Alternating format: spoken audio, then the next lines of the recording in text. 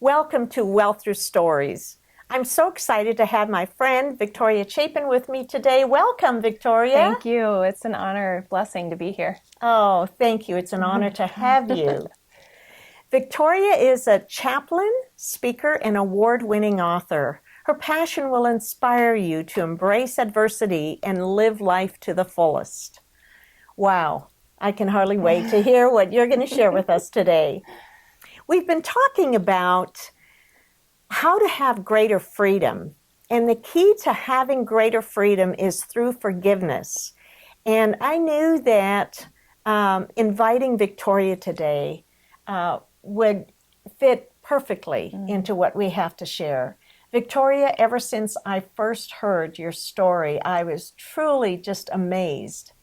And I would like you to tell our friends a little bit about your story. Well, thank you. I am a grieving mama.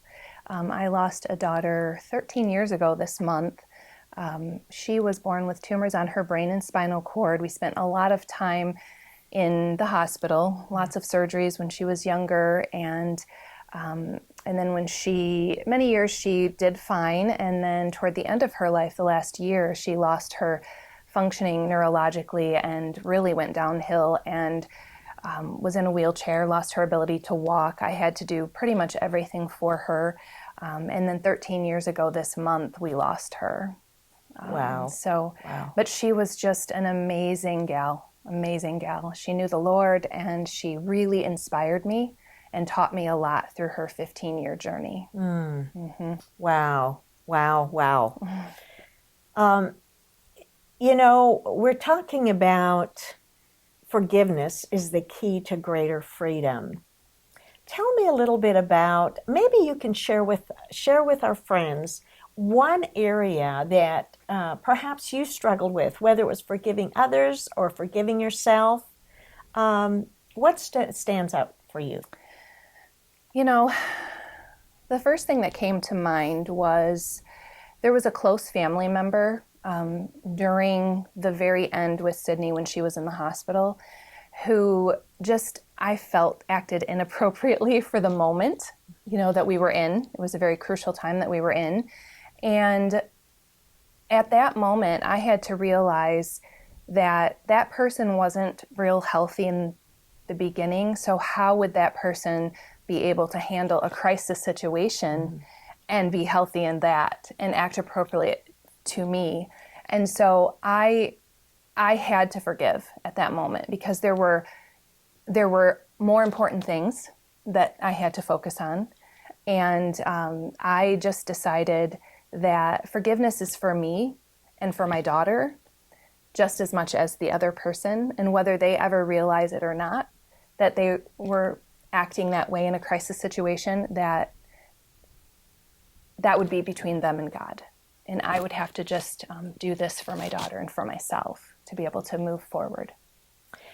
Wow, that's an amazing perspective, and that you had the insight at that moment to recognize that, because most people wouldn't. I mean, here you are in the deepest grief yourself, walking through this, and I'll tell you, it's so sad to me, but I think there are more inappropriate things said during deep grief and loss than almost any other time. People want to be helpful, but they don't know what the other person needs. And sometimes the best thing is just being there and being silent. Just their presence alone will speak volumes.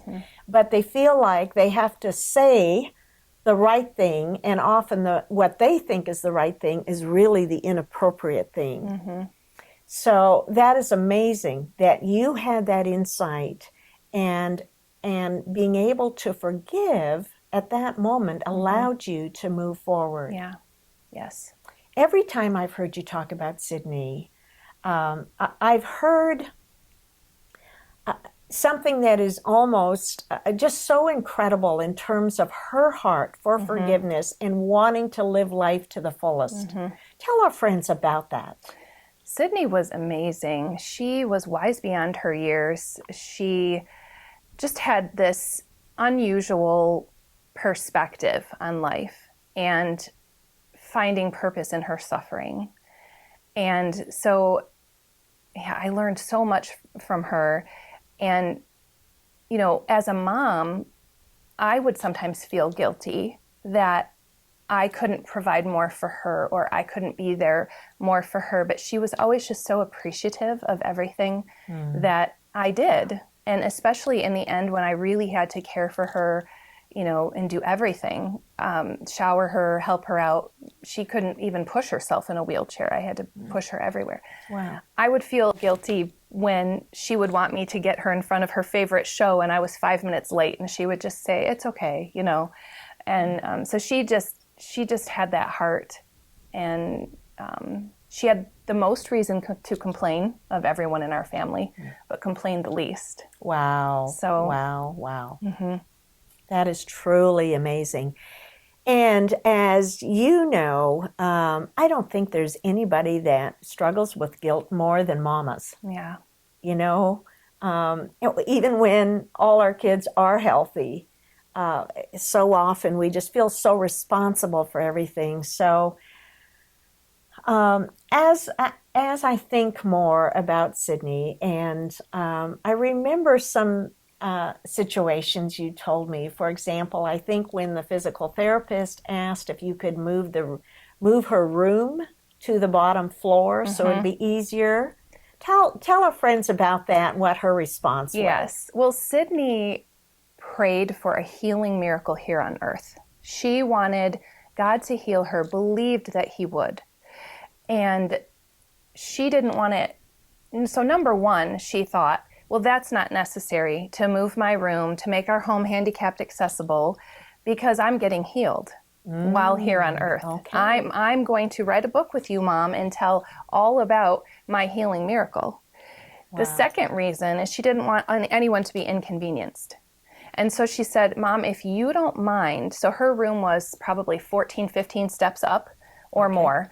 If you don't mind giving me a piggyback ride up the stairs when I need to get to my room, then I'll just scoot down on my butt, you know, and hang on to the railing to get down.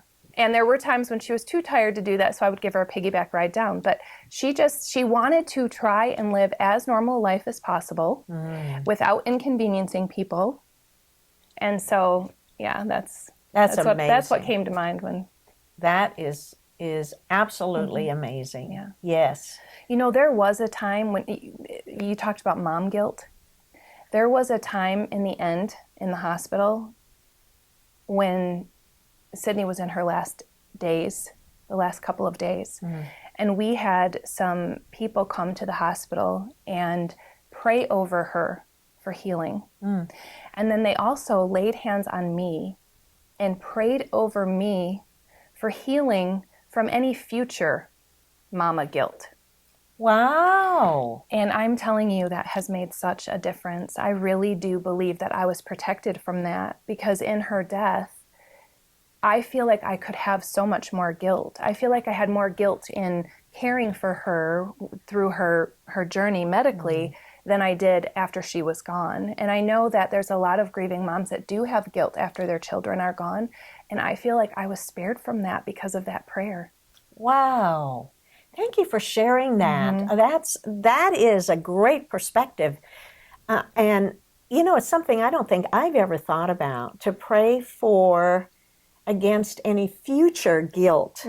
Because, like I said, nobody carries more guilt than mamas do. And you want to do the right thing, and you want to do it at the right time. But then later, the guilt that so often comes up is, what else could I have done? Or is there anything I could have done to prolong her life or to spare her life? Or, you know, it goes on and on. And I did have those thoughts. So I'm not inhuman in not having those thoughts. Certainly. But the moment I had the thoughts, I was able to quickly capture them and replace them with God's truth and have that freedom from guilt. There it is. That's the freedom. That's the freedom. There is no greater freedom in letting go of our past than forgiveness. It is the absolute greatest tool that we have. Yes. So, you were sharing about some of these tough times with guilt. How about can you share a moment that, obviously in those 15 years, I'm sure there were many moments where you just really struggled or battled with what was going on. Can you share one of those moments with us? Yes.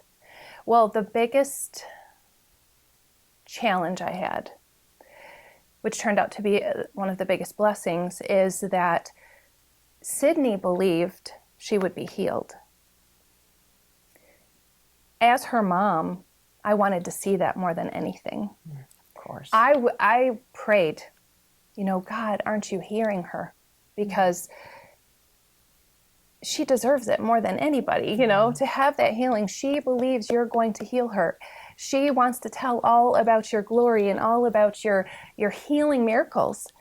And I remember just shaking my fists at God, going, come on, where are you? Why aren't you hearing her? Why aren't you answering? Because it seemed as if she was just getting worse and worse. And but how she handled her situation, continuing to have faith that he would, just inspired me. She had more patience than I did, So, now that we're talking about forgiveness, I guess I got to a point where I had to forgive God because I was angry. Certainly. That he wasn't doing it, And, of course, his ways are higher than ours. He had a much better healing plan for her than we had for her. But that was probably one of the toughest things. Oh, I can only imagine. Everybody at some point gets in touch with that anger, why things aren't working out the way we hoped, why things aren't working out the way we prayed, and especially somebody like Sydney, who truly wanted with all her heart to honor God, to honor him. And like you said, his ways are higher than our ways, and his thoughts higher than our thoughts. And at that point, we just truly have to just trust God that he knows what he's doing, even though we don't understand. So we have a few minutes as we wrap up. What would you like to share with our friends to just encourage them as they may be facing deep losses? Right now, we are in a place in our world where everyone is facing loss of perhaps loss of a job, loss of a possibly prospective job, loss of family, a loss of friends, just being isolated. There's so many losses, and you have walked through a 15-year journey of deep, deep loss. How can you encourage our friends? Well, I would say, you had said trust in the Lord. It's hard to trust somebody you don't know. So I would say get to know God more. Wow. Abide in him. Stay in the Word. Have a relationship with him.